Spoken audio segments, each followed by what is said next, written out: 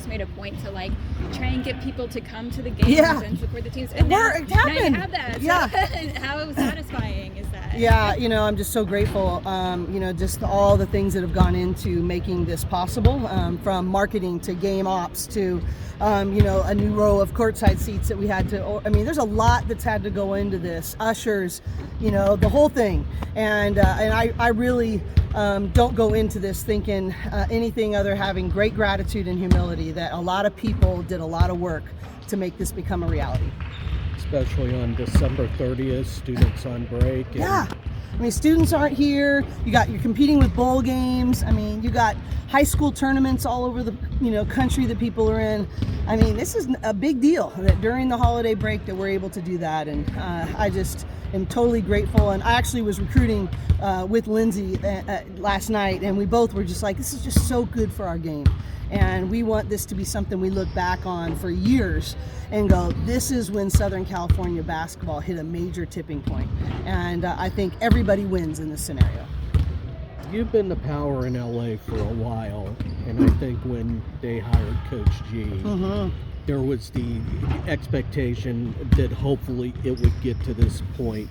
But are you surprised that within 2 to 3 years it's gotten to top 10? Yeah, I think that I think we're both really committed to growing the game, to recruiting really good people that fit our systems and our philosophy. Do you want to?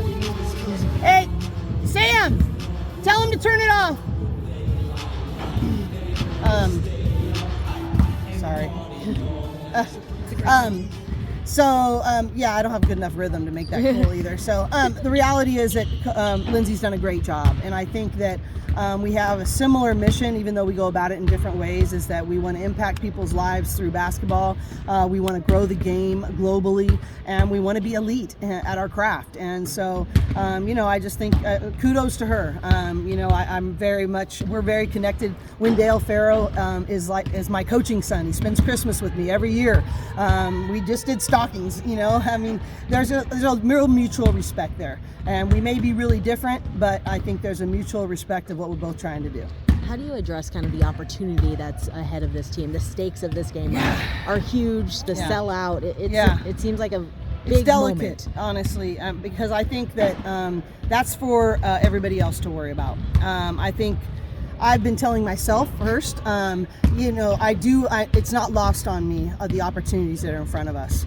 At the same time, the biggest indicator of performance is how you handle interferences. So I cannot let it be an interference with our process. And we always say performance equals potential minus interferences. So I told them this morning that the most important thing is that you focus on what's happening in between the lines.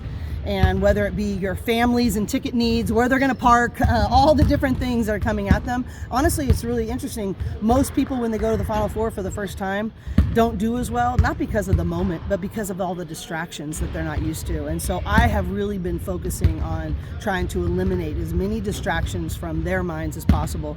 And I just want our players to focus on the consistency of what it takes to be their very best. What's the best version of themselves? What's the game plan? And take care of what's between the lines.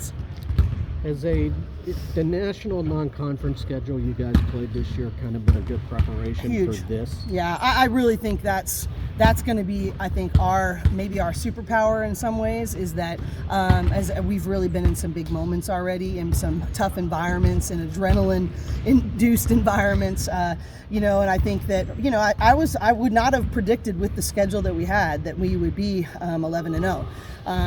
But I think one of the things that we've done is just really stayed focused on the present task at hand and tried to focus on giving to each other and getting better each week and really not letting ourselves get outside of that. So really, I think as a coach, I'm much more confident because of the wars we've already been able to fight together in. Has Lauren Betts done anything that surprised you, or she has just lots been of things advertised? Honestly, I'm probably her biggest advocate and fan, because I coached her in USA and I was the main recruiter for her out of high school. But if I'm being honest with you, she surprised even me.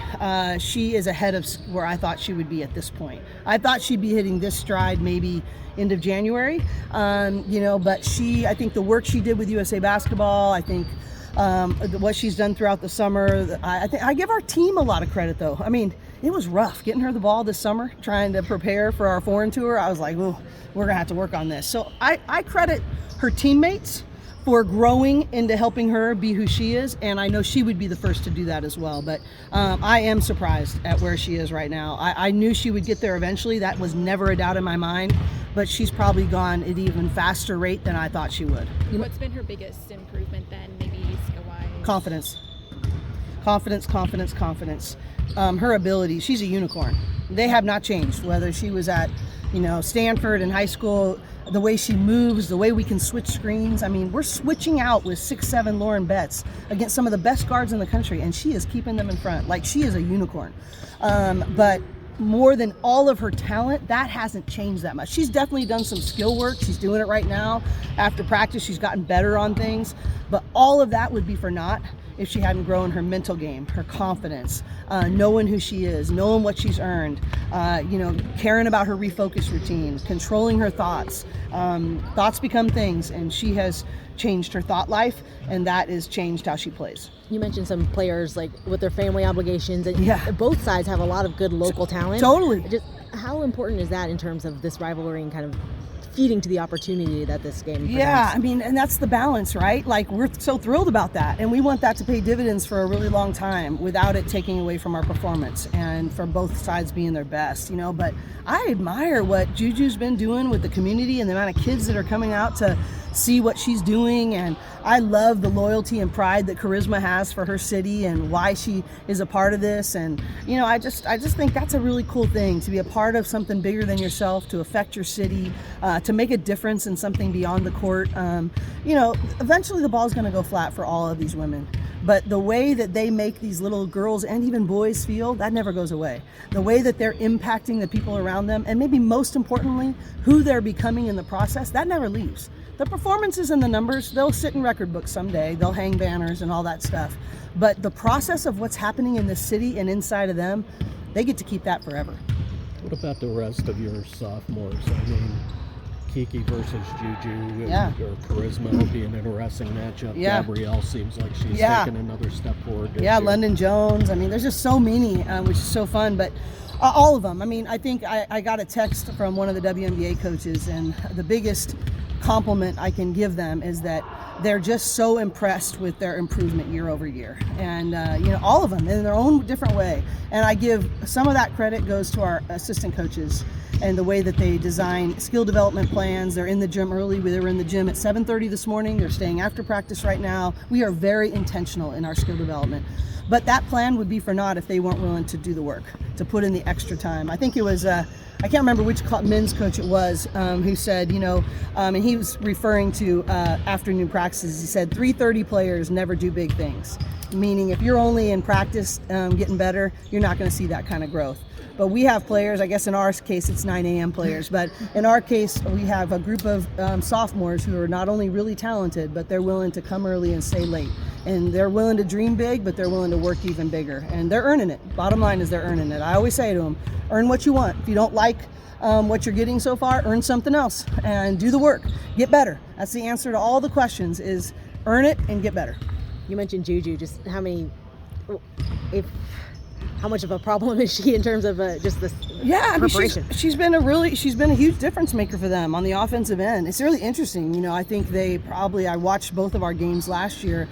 They're such a better offensive team, and they're so different. The challenge will be how they really defend. I actually think both teams are really, really good offensively.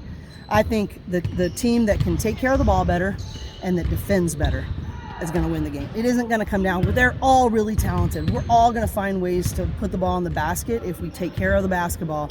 But who really locks in on the defensive end, I think that's where it's going to happen, because you're not going to hold Juju scoreless, but maybe who can fight for that one time that you force her to do something she's not as comfortable in. Who can make that catch just a little bit more out of her comfort zone.